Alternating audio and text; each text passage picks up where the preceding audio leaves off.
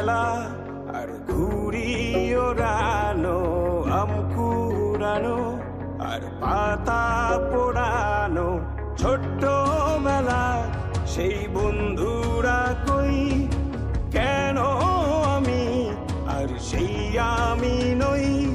আজ অনেক বছর পরে খুঁজে ফিরি